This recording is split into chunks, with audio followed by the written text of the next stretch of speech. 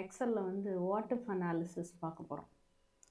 So இந்த what-if அனாலிசிஸ்னால் என்ன அப்படின்னா, இப்படி இருந்தால் என்ன ஆகும், இந்த மாதிரி இருந்தால் என்ன ஆகும், அந்த மாதிரி ஒரு அதில் வந்து ஆக்சுவலாக 3 இருக்கும். நீங்கள் டேட்டா டேப்பில் சம்டைம்ஸ் வெர்ஷன் டு வெர்ஷன் எந்த டேப்பில் இருக்குன்னு மாறலாம்.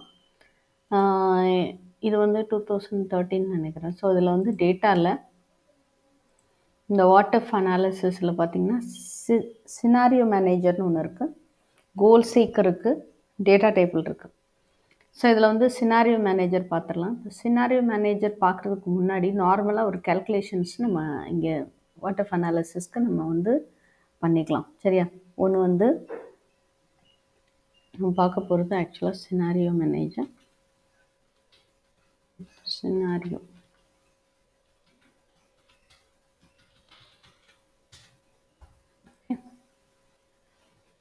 போட்டு பண்ணிக்கலாம். ஸ்பெல்லிங் கரெக்டான ஓகே. சினாரியோ மேனேஜர் கரெக்ட் தான். இப்போ வந்து ஒரு சிம்பிளாக ஒரு ஐட்டமோட குவான்டிட்டி ப்ரைஸை பேஸ் பண்ணி நம்ம வந்து பண்ணலாம். சரிங்களா? இப்போ ஒரு சேல்ஸ் ரிப்போர்ட்டு மாதிரி. ஸோ ஐட்டம் குவான்டிட்டி ஒரு 500. இது வந்து யாராவது ஒருத்தவங்க ஆர்டர் போட்டிருக்காங்க அவங்களுக்கு. ஸோ அவங்களுக்கு ஐட்டம் ப்ரைஸ் என்னவாக இருக்கும்? So item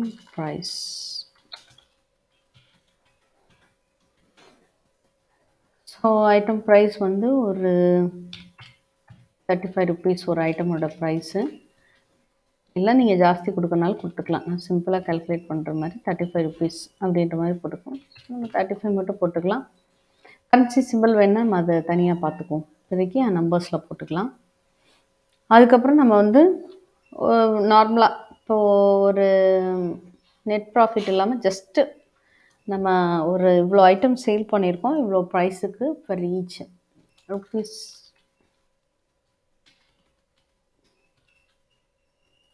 for each. இது வந்து ருப்பீஸ் ஃபார் ஈச்னு கூட போடலாம். ஒரு ஐட்டம்குள்ள அமௌண்ட்டுன்னு. ஓகே. இதில் வந்து டோட்டல் கால்குலேட் பண்ணணும். எப்படி டோட்டல் நம்ம இன்கம் இல்லை ரெவென்யூ இது வேணாலும் போட்டுக்கலாம்.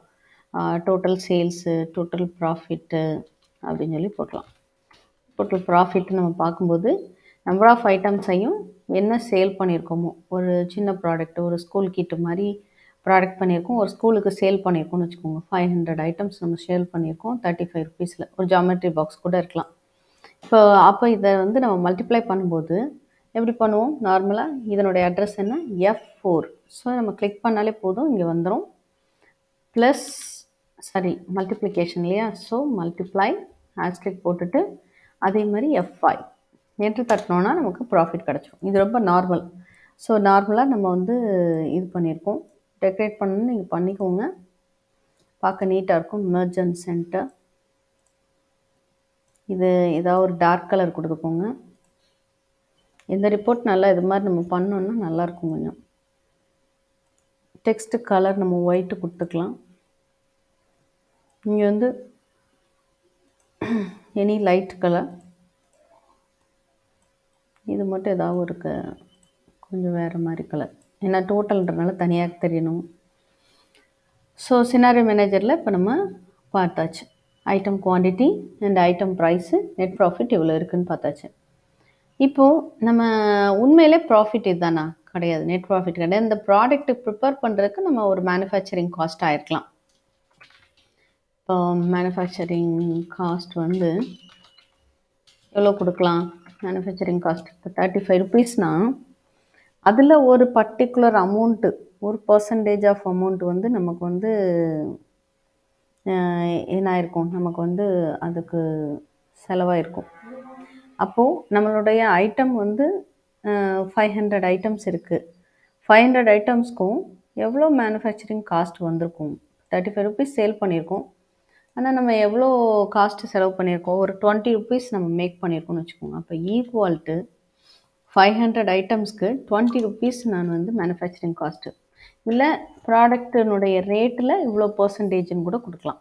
அதுவும் கொடுக்கலாம். நம்ம வந்து எப்படி வேணாலும் கொடுத்துக்கலாம். நான் சும்மா 20 rupees அந்த குவான்டிட்டியை பொறுத்து மேனுஃபேக்சரிங் காஸ்ட்டு மாறும்.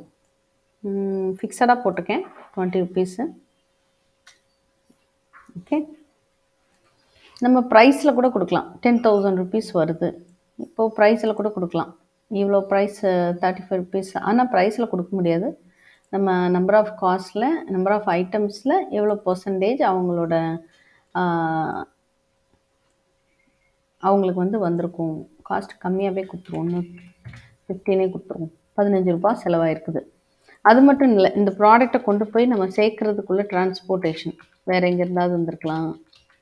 டிரான்ஸ்போர்ட் காஸ்ட் வந்து அவங்க எவ்வளோ குவான்டிட்டி அனுப்புகிறாங்களோ அதில் ஒரு சம் பர்சன்டேஜோ ஏதோ இல்லை ஒரு பர்டிகுலர் பர்சன்டேஜ் இதை பொறுத்து மாறுற மாதிரி நம்ம செய்யலாம். ஐட்டம் ப்ரைஸில் கொஞ்சம் இது பண்ணுற மாதிரி நம்ம பண்ணிக்கலாம். எவ்வளோ கொடுக்கலாம்?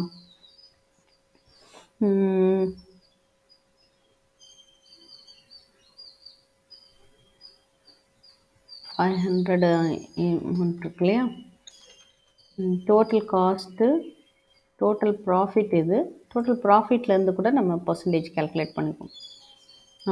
இன்ட்டு 5% டிரான்ஸ்போர்ட்டேஷன் காஸ்ட்டுக்கே ஆகுதுன்னு வச்சுக்கலாம்.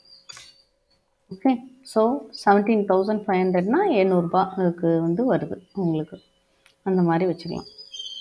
ஸோ இப்போது உண்மையிலே இது ரெண்டும் அவங்களுக்கு எக்ஸ்பென்சஸ் தான், இது ப்ராஃபிட் கிடையாது. அப்போ இந்த ப்ராஃபிட்லேருந்து நான் நெட் ப்ராஃபிட், இது வந்து ப்ராஃபிட் கிடையாது. நெட் ப்ராஃபிட் வந்து நம்ம செலவெல்லாம் போக கால்குலேட் பண்ணுவோம்ல, அதான் நம்ம நெட் ப்ராஃபிட். அப்போது நம்மளோட ப்ராஃபிட் எது?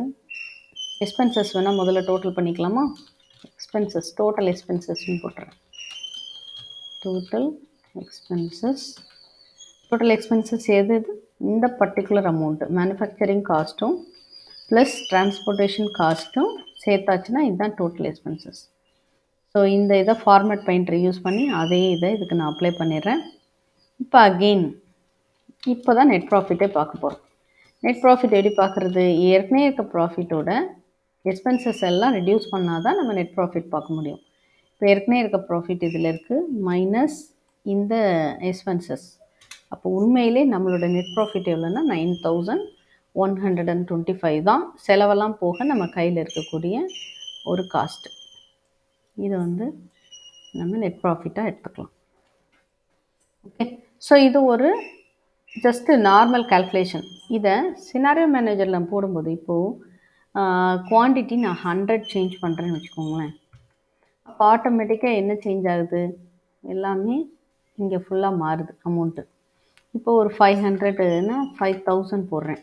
அப்போ பாருங்கள், நான் குவான்டிட்டி மாற்ற குவான்டிட்டியை பேஸ் பண்ண எல்லாமே ஆட்டோமேட்டிக்காக மாறும். ஸோ இது ஒரு சினாரியோ. இப்போ வந்து 500 ஒரு ஸ்கூலில் கேட்டிருக்காங்க, 600 ஒரு ஸ்கூலில் கேட்டிருக்காங்க. அப்போ 500னா எவ்வளோ வருது, 600னா எவ்வளோ வருதுன்னு எனக்கு வேணும், தனித்தனியாக ஒரு இதில் வேணும் அப்படின்னா இந்த டைம் நம்ம என்ன பண்ணலான்னா அதை டிஃப்ரெண்ட் சினாரியோவில் பார்க்குறதுக்காக நம்ம டேட்டாவில் வாட் இஃப் அனாலிசிஸில் சினாரியோ மேனேஜர் போகணும் ஆக்சுவலாக. ஸோ இதில் தான் நம்ம ஆட் பண்ணிக்கணும். சினாரியோ மேனேஜர் நம்ம ஆட் பண்ண ட்ரை பண்ணுவோம். இப்போ இதில் நான் ஆட் கொடுக்குறேங்க. நான் ஆட் கொடுத்தோன்னே சினாரியோ இது வந்து இப்போ ஒரு செயின்ட் பால் ஸ்கூல், இங்கே நம்ம ராஜபாளையத்தில் செயின்ட் பால் ஸ்கூலில் கேட்டிருக்காங்கன்னு வச்சுக்கோங்க. ஒரு இத்தனை கிட்டு கேட்டிருக்காங்க செயின்ட் பால்ஸில். எதை மாற்றணும்? F4. அப்போ சேஞ்ச் பண்ண வேண்டிய செல் இதுதான், F4 தான். சரிங்களா? அதுக்கப்புறம் கமெண்ட்டு, இது எதுக்காகன்னா ஜாமெண்ட்ரி பாக்ஸ் சும்மா நம்ம கொடுத்துக்கலாம்.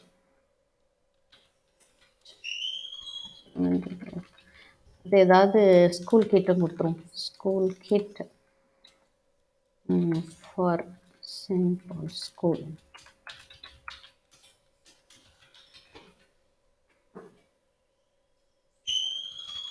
For 500 students. ஏதாவது அது சம்மந்தப்பட்ட கமெண்ட் உங்களுக்கு பார்த்தோன்னே புரிகிற மாதிரி செயின்ட் பால் ஸ்கூல்னு வேணால் மாற்றிக்கலாம் சினாரியோ வந்து. ஸோ நம்ம வந்து இங்கே வந்து ஓகே கொடுத்துருவோம். ஸோ எவ்வளோ? 500. ஸோ அதை நான் அடுத்தடுத்து ஆட் பண்ணால் நீங்கள் ஆட் பண்ணிடலாம், இல்லை போதும் இது அப்படின்னா நம்ம ஓகே கொடுத்துடலாம். அப்போ ஒரு சினாரியோ நம்ம க்ரியேட் பண்ணியிருக்கோம். இதே மாதிரி எத்தனை சினாரியோனாலும் க்ரியேட் பண்ணிக்கலாம், எடிட் பண்ணிக்கலாம், டெலிட் பண்ணிக்கலாம். இப்போ நான் மறுபடியும் ஆட் பண்ணுறேன் இன்னொரு சினாரியோ. இப்போ வந்து ரோட்ரி ஸ்கூல்னு வச்சுக்கலாம். அதே தான் ரோட்ரி ஸ்கூலில் வந்து 10,000 ஸ்டூடெண்ட்ஸ்னு வச்சுக்கலாம். 1000 ஸ்டூடெண்ட்ஸ். ஸோ இப்போ என்னவா சேஞ்ச் பண்ணணும், இது 1000 மாற்றணும். ஓகே, இப்போ அகெயின் ஆட் பண்ணுறேன் ஆனந்த வித்யாலயா. ஸோ இப்போ ஆனந்த வித்யாலயில் ஃபார் 800 ஸ்டூடெண்ட்ஸ்.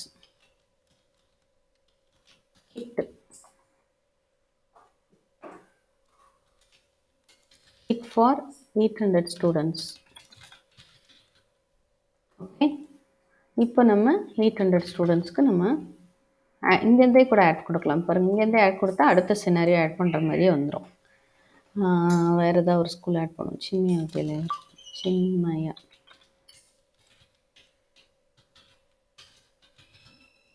இங்கே வந்து கிட் ஃபார் 1500.